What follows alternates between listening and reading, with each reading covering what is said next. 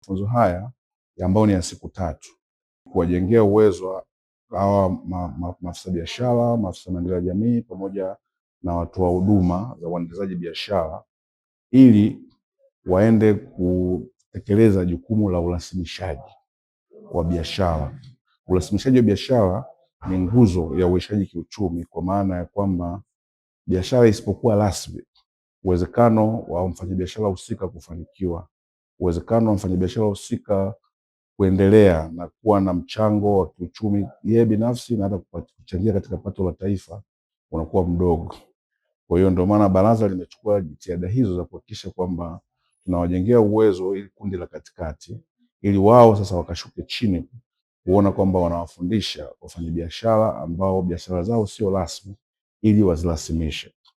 Kwa hiyo kama ambavyo tumeeleza ni kwamba nia ni kufikia Tanzania nzima, lakini kwa kuanzia kutokana na swala la rasilimali muda na fedha tumeanza na halmashauri 5 ambazo nimekwisha kuzitaja, na tunaamini kabisa kwamba mara baada ya mafunzo haya wale watoa huduma za uendeshaji biashara, maafisa biashara watakwenda kuwafundisha wafanyabiashara ambao zikisharasimishwa kutakuwa kuna mchango mkubwa. Kwanza kabisa halmashauri husika na nchi kwa ujumla zitakuwa zinawatambua wafanyabiashara wao, lakini hata wafanyabiashara mara baada ya kurasimishwa watakuwa na uwezo wa kupata fursa mbalimbali za kujiendeleza zaidi, ikiwemo kupata mikopo kutoka taasisi za fedha, ikiwemo kupata wadau wa kuweza kushirikiana nao katika swala la ubia na madai kama hayo.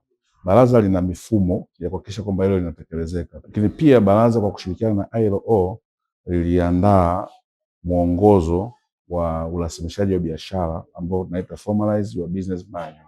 Kwa hiyo mwongozo huo unakwenda kutumika katika mafunzo haya. Kwa hiyo tunaamini kupitia mafunzo haya pamoja na mafunzo yenyewe, lakini atakwenda kuhamasisha matumizi ya kundi hili la watoa huduma za uendeshaji biashara katika halmashauri husika ili waweze kuleta tija zaidi. Nashukuru kwa ajili ya mafunzo haya ambayo tumeletewa. Kwa kweli kuna baadhi ya mambo tulikuwa hatuyajui kwa kina, kwa kiundani. Kwa hiyo nafasi hii imetupa sisi kupata uelewa zaidi juu ya baadhi ya mambo ambayo tulikuwa tuna ukakasi, hatuelewi namna ya kuwafikishia wafanyabiashara wengine na namna ya kuelekeza.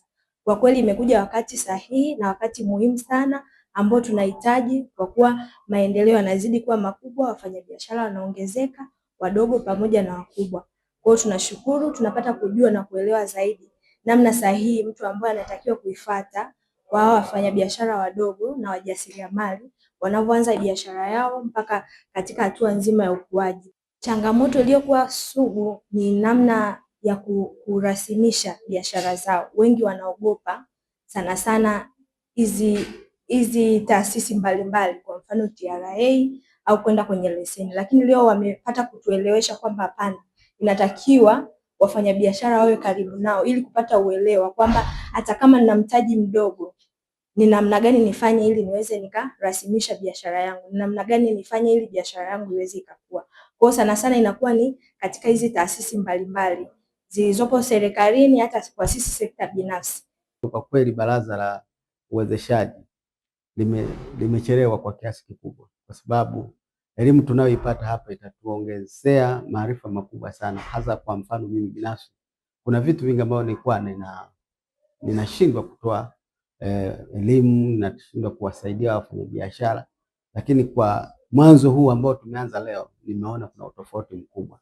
Naamini ndani ya siku hizi 3 ambazo tutakuwa hapa tutapata kitu kikubwa ambacho mwisho wa siku tutawasaidia wafanyabiashara wetu na wajasiriamali kwa ujumla.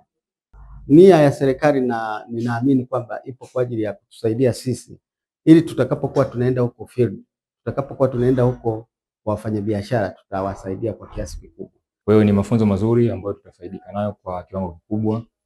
Tutapata kitu kikubwa ambacho kitaweza kutusaidia katika kuendeleza biashara katika mji wetu. Kama unavyofahamu mji wetu ni wa kibiashara. Mafunzo haya yatatusaidia kuhakikisha wale wadogo wanaenda kwenye hatua ya kati au kubwa, lakini wale wakati wanaenda kwenye ukubwa na wale wakubwa wanaendelea kuwa wakubwa zaidi kwenye biashara. Kama tukifuata utaratibu sisi kama wafanyabiashara na kufuata hatua zote ambazo tunatakiwa tuzifuate za urasimishaji wa biashara zetu au kampuni zetu au viwanda vyetu, kuna kuna faida kubwa na faida nyingi sana ambazo tutazipata, ambazo sisi kama wafanyabiashara hatuzioni. Kwa upande mwingine, sisi kama wafanyabiashara tunaona kama tunainufaisha serikali, lakini kiuhalisia hizo faida ni za kwetu sisi hapa. Lakini pia wafanyabiashara wengi wanaichukulia hilo zoezi kama zoezi la kuumizwa. Ndio maana mfanyabiashara saizi akiona gari la halmashauri lazima akimbie. Lakini tukijua umuhimu au hizo elimu zikitufikia huku kwenye maeneo yetu ya biashara, kesho na kesho kutwa sisi ndio tutakuwa nafasi au mifano ya kuwataarifu na wengine, ya kuelekeza na wengine, ili na wenyewe wao ndio waombe kurasimishwa, sio tuanze kukimbizana nao au sio tuanze kukimbizana na halmashauri kwenye swala la urasimishaji. Kwa hiyo elimu kama hii tunaihitaji sana, na elimu kama hii tunatamani sana itufikie wafanyabiashara wote. Kwa hiyo ninachoamini mimi, kama elimu hii ikiwafikia wafanyabiashara wote kwa positive way, nadhani maafisa biashara na sekta binafsi zitatumia nguvu ndogo sana kwenye swala hili la urasimishaji. Mtazamaji wa J Online TV, ili uwe kwanza kupata habari kutoka JTV, subscribe kisha like, halafu bonyeza kengele hapo chini ili uwe wa kwanza kupata taarifa pindi habari mpya inapokuwa imewadia.